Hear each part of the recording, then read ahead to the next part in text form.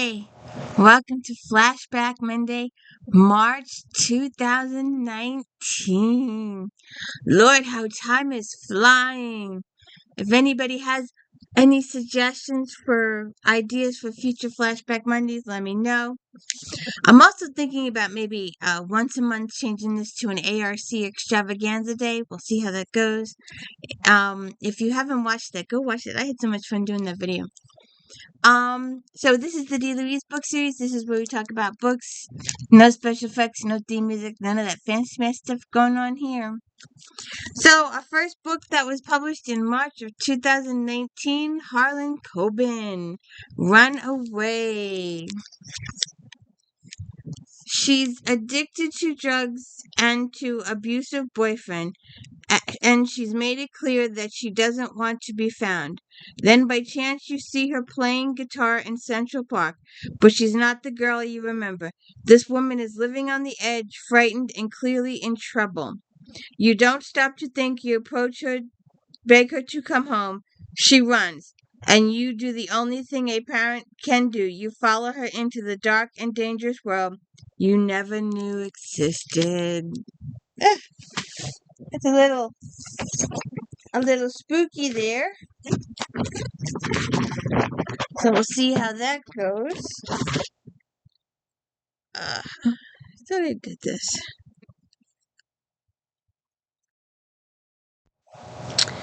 Miss Daily, Letters from Peaceful Lane. Allison felt like she stepped into a fairy tale when she married widower Burke Caldwell. Wealthy, powerful, and breathtakingly handsome, Burke is the husband of her wildest dreams, but after less than a year of marriage, he's become distant, almost a stranger.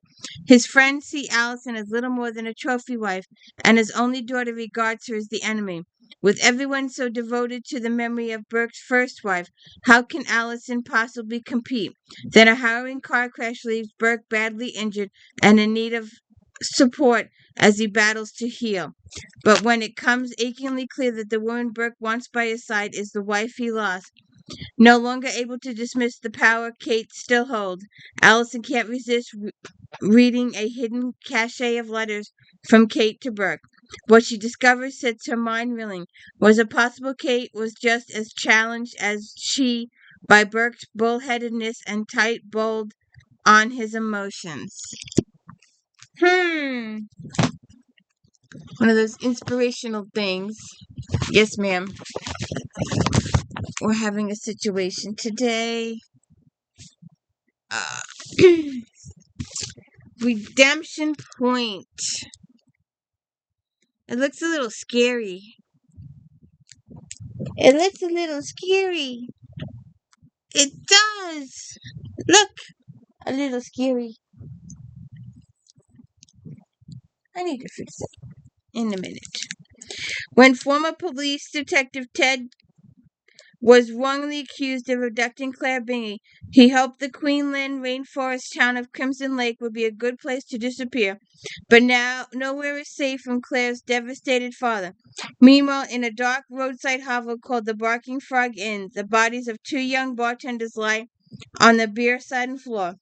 Detective Inspector Pip Sweeney's first homicide investigation is complicated by the arrival of Private Detective Amanda Farrell, who's here to assist, it says. Let's see what happens.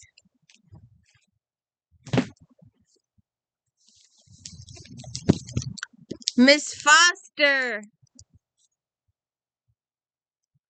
I like her Regencies, but she does more contemporaries now than she does Regencies. Ronnie Ashford needs a distraction. In the morning, she has to offer arrogant, conventional Jack Cruz a job and convince him not to take it. She has to give him a job and take it back. She doesn't need anyone's help, thank you very much. But tonight, it's all about the tall, sexy stranger who just walked into the bar and all the delicious trouble they could get into together. Too bad just as things are heating up between them, he whispers 3-letter words. I'm Jack.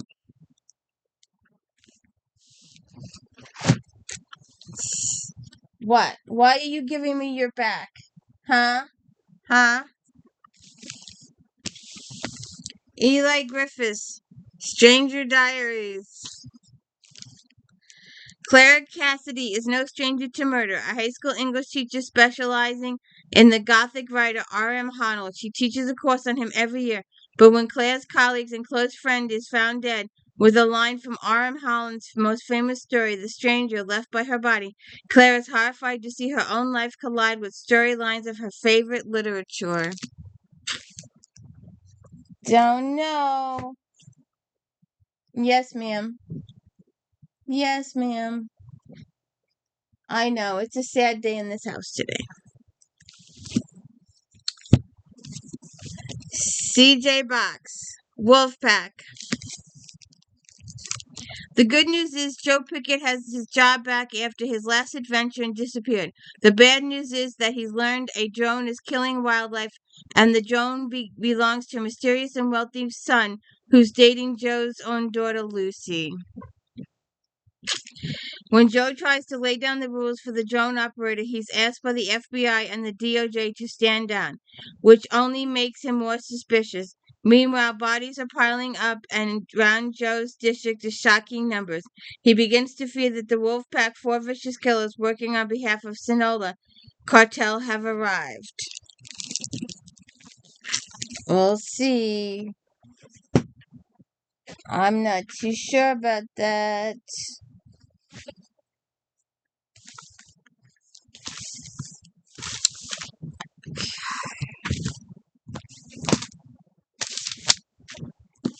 The Victory Garden by one of my authors.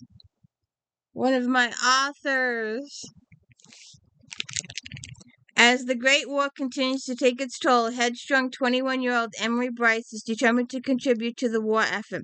She's convinced by a cheeky and handsome Australian pilot that she can do more, and it's not long before she falls in love with him and accepts his proposal of marriage.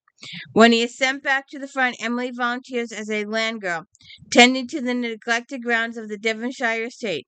It's here that Emily discovers the long-forgotten journals of a medicine woman who devoted her life to a herbal garden. The journals inspire Emily, and in the wake of devastating news, they are her saving grace. Okay. Laura Child's Broken Bone China. Theodosia and Drayton are drifting amid a half-dozen other colorful hot air balloons while catering a tea for the Top Flight Balloon Club, when suddenly the sky turns gray and a drone comes out from the clouds. To Theodosia and Drayton's relief, the drone crashes into the balloon next to Ayers, causing its 3 passengers to plummet to the earth in a fiery explosion. The police believe the primary target was one of the occupants, Don Kingsley, CEO of a local software company, Sync Incorporated, and owner of priceless Revolutionary War British flag, but the killer's identity is very much up in the air. Well, yeah, of course. That is such a pun. David Rosenfelt, Black and Blue. He writes the puppy stories. What is he doing writing these thrillers? This is like the 2nd or 3rd book we've come across that are his thrillers. I like the puppy stories better. Let's continue with the puppy cozies. It's like he has a split personality. One side's thriller, one side's puppy. Doug Brock hasn't had it easy since getting shot in the line of duty as a New Jersey police officer. Between amnesia and having to solve 2 murder cases, it hasn't been the most restful recovery. He's slowly earning back the trust of his girlfriend Jessie, but he doesn't remember their breakup, and has focused on new crimes with his partner Nate. But now, an old case of Doug's has resurfaced, and it's up to him to retrace the steps he can't remember, in order to solve it. 18 months ago, Walter Brookings was shot through the heart. With no clear motive and no similar murders, the investigation stalled and became a cold case. When another man is murdered in the same way, he's got to find out. He's got to find out.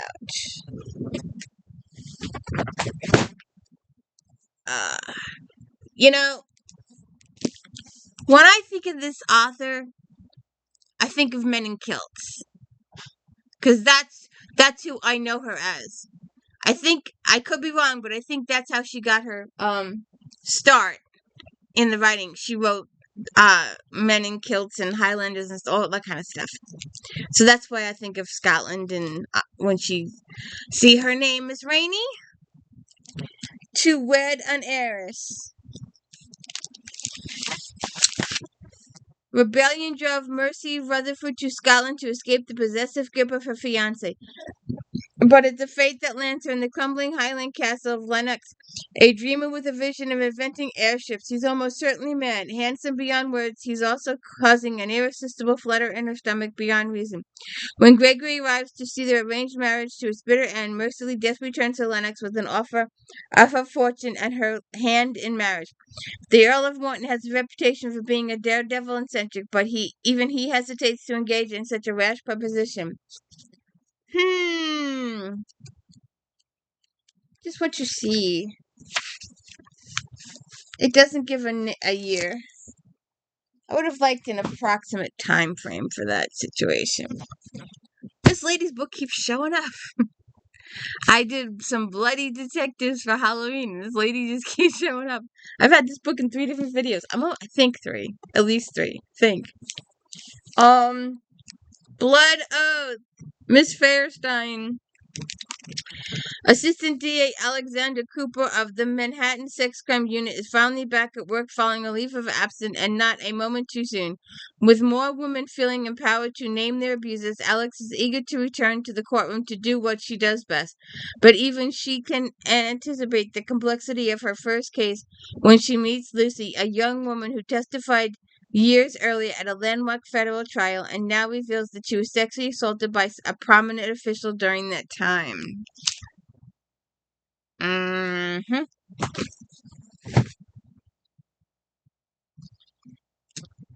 The Fifth Doctrine, Miss Robards.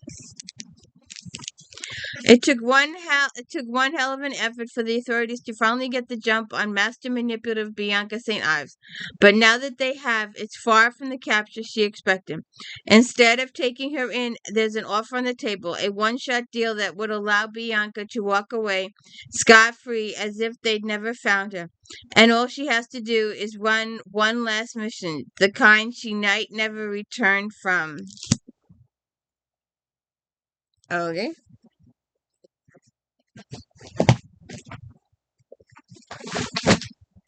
It's like, take this $1 million. You'll get $1 million if you spend the night in this house, but you may not last the night. The Last Voyage of Poe Blythe. There is something Poe Blythe, the 17-year-old captain of the Outport's last mining ship, wants far more than the gold they tear from the Serpentine River. Revenge. Poe has vowed to annihilate the river raiders who robbed her of everything 2 years ago, but as she navigates the treacherous waters of the Serpentine and realizes there might be a traitor among her crew, she must also reckon with who she has become, who she wants to be, and the ways love can change and shape you forever. Okay. Tiny Americans, Devin Murphy.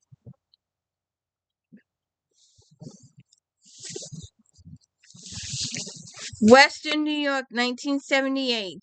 Jamie Lewis and Connor Thurman watch their parents' destructive dance of loving, hating, and drinking.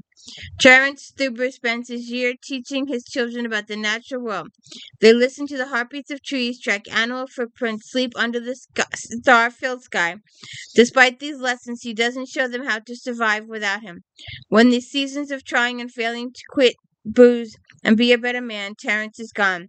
Along with their artist mother, Katrine, the Thuber children are left to grapple with an anger they feel for the one parent who deserved them and growing resentment for the one who didn't. As Karen withdraws into her world, Jamie throws herself into painting, while her brothers smash out their rage in brutal, no-holds-barred football games with neighborhood kids. Once they can leave, Jamie for college, Lewis for the Navy, and Connor for work, they don't look back.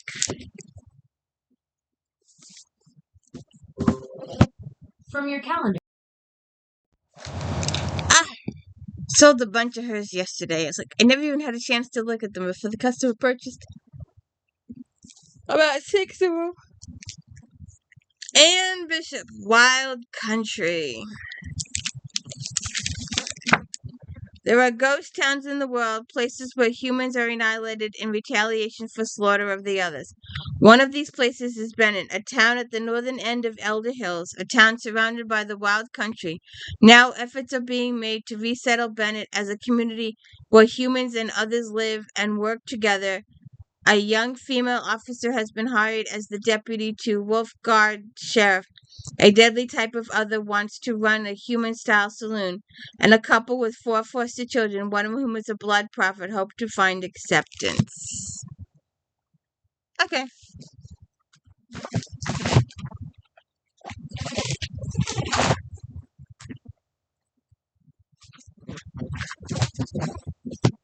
I don't get it.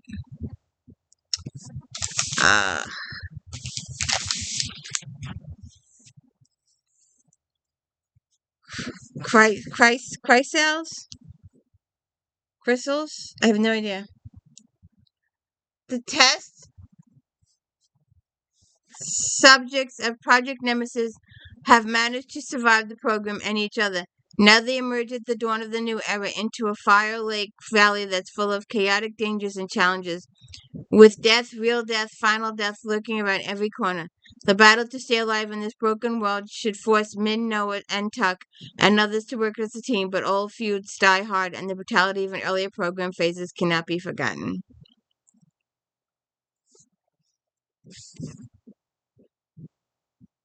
I guess it's part of a series.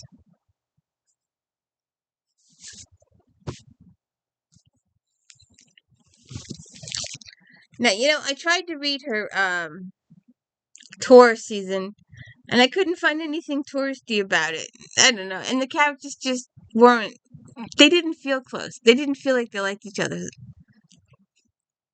I don't know. And this book, it must have been an ebook at some point. It's 175 pages.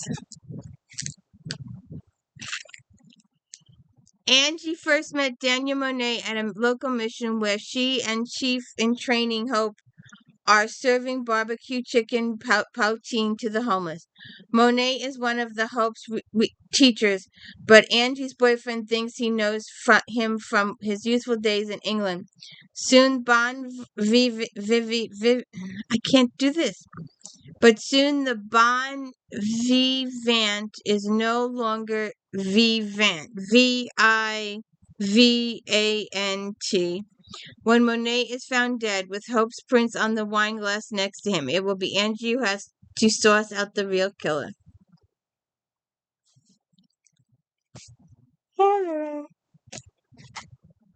Sorry. It's been a little sad in this house the past couple days. Not getting enough sleep. Dangerous Collaboration. Victoria Speedwell. I tried to read these. I don't remember what happened. Lured by the promise of a rare and elusive butterfly, the intrepid Veronica Speedwell is persuaded by Lord Templeton, the brother of her colleague Stoker, to pose as his fiancée at a house party on Cornish Isle owned by the oldest friend, Malcolm Romley. Now Sorry. Now if this was a Regency. It's not, but if it was, and we were posing as fiancés, we would we would fall in love through the process of the book and get married at the end, if this was a Regency. But Veronica soon learns that one question hangs over the party. What happened to Rosamund? 3 years ago, Malcolm's family bride vanished on their wedding day, and no trace of her has ever been found.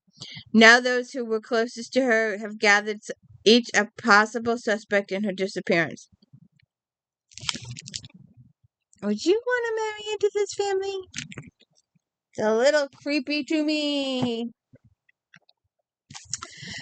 I am gathering these books and we will be reading them shortly. This is book 24 in the series. Dark Tribute, an Eve Duncan book. Despite her tragic childhood, violin prodigy Cara Delaney has found peace. Sorry. Violin prodigy Cara Delaney has found peace in her career as a professional musician and stability in her relationship with her guardians, forensic sculptor Eve Duncan and her ex-SEAL Joe Quinn. If only Jock Gavin, Cara's lifelong friend and a man with his own twisted history, would come back into life, everything would be perfect. But the carefully constructed world Cara has built for herself is suddenly threatened when she's kidnapped by a mysterious man trying to settle a score with her family. I thought it was going to be try to settle a score with that guy. I don't know. Right. If you haven't seen my Queen Betsy videos, you gotta watch my Queen Betsy videos. And if you ever get a chance, do one of the audiobooks, one of the early ones. And you don't have, if it doesn't hit you, you don't have to listen to it. But you gotta hear the narrator go. Do it a couple times. The shoes, the Louboutins. Just cracks me up 6 ways to Sunday. Real scholars know that supernatural beings don't exist. But the moment I meet Archer Andrews of the Storm Dragons, all of my academic training goes out the window. Thanks to Mr. Tall, Dark, and Infuriating. I'm learning that I really should worry about these things that go bump in the night, and that the dragons, like Archer, are 100% pure trouble. I have some of her other dragon books. It made fun of... It was a catchy phrase, too. Now I'm caught in the middle of a war. On one side is Archer. On the other side is his twin brother. Ooh, twins. Oh. Dragonfall, Dragonstorm, Dragon Soul. I think I have some of those.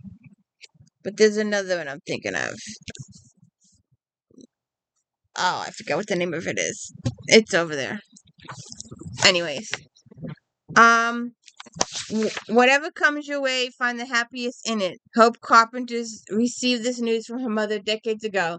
Now, with their own children grown, Hope and her husband Rick are suddenly facing an uncertain future. After a forced retirement strains both their savings and their marriage, my husband is going through the same thing. Seeking an inspiration and financial boost would help. Hope gets a job teaching crafts to inmates at a local women's prison. At first, Hope feels foolish and irrelevant, struggling to relate to women whose choices seem so different from her own. But with time and the encouragement of the prison chaplain, she begins to discover common ground with the inmates in their worries about their children, families, and the fear of having failed those who need them. Just like her, she wants to make something of themselves, but believe it might be impossible. And then she takes on a quilting project. Okay.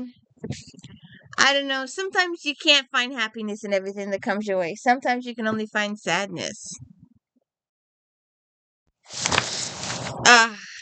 On a cold night in February, the popular Lighterman's Ball festivities halt when the guest of honor, Stefan Brimmer, goes into a spasm and abruptly collapses. The victim was Inspector Witherspoon revisits the Wexley Hotel to investigate the murder. The victim was considered a boorish snob who felt entitled to everything and anyone he wanted. Yet despite his Oxford education, he was barely literate, lazy, and prone to make stupid mistakes. The last mistake turned out to be crossing a killer. The owners and management of Wexley Hotel clearly don't welcome the return of Inspector Witherspoon, but he has his job to do, and Mrs. Jeffries and the rest of the household must do their best to catch a murderer. That's right. They do. Oh, if you haven't seen my video, and maybe I should redo it. I have to think about it, because I did it over in the corner. The Patriot that is one book I will be talking about forever. I will bring up as I can arrange videos of Patriot stuff. I'm still trying to figure that one out. I was gonna do it for September, but it didn't work out. I love this guy. I love Cotton. There's always some historical aspect to it. There's always some mystery and history that makes these books extra special. So we have the MALTA exchange. Prior to papal conclave in Rome, Cardinal heads to Malta in search for an ancient document. Former Justice Department operative Cotton Malone is also in Italy pursuing lost letters between Winston Churchill and Benito Mussolini, a hunt that draws the attention of the legendary Knights of Malta.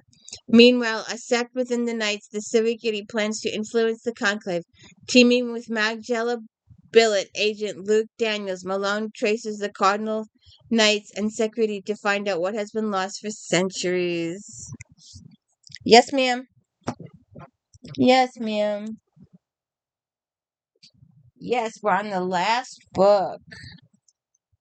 And we have done this book on the series. We have done this book on the, I did all of them. I did them in order. All the half books, all the e-books. And then when we got to the British books, we did the Washington, England, Washington, England, Washington, England to the end. We did them in the order of publication. So, the last second.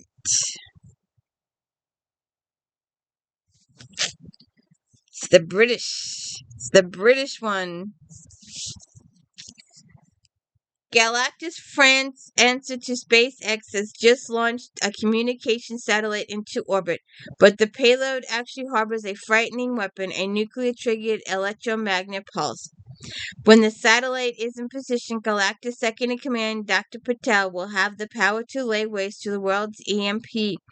A former astronaut, Patel believes she's following the directions of the Newman, aliens who saved her life when she spacewalked outside the International Space Station. She is convinced that the Holy Grail, just discovered by the owner of Galactus, eccentric treasure hunter Jean-Pierre Broussard, can be reunited with the Newman, change the world's identity, and become immortal with them. So it's up to Special Agents Nicholas Drummond and Michaela Caine to stop it. Yes. Smoke. Hi, Smoke. How's my cup? And that is the end of Flashback Monday, March 2019. And if you have a chance, check out my daily book reviews, our Star Trek Voyager recaps Friday, JD Robb character spoilerizations on Saturday, D. Louis book series In Depth. The review should come up and the character spoilerization should come up. There's 2 videos for every book. Unboxing Sundays, Flashback Mondays, and my daily book reviews. Have a good one.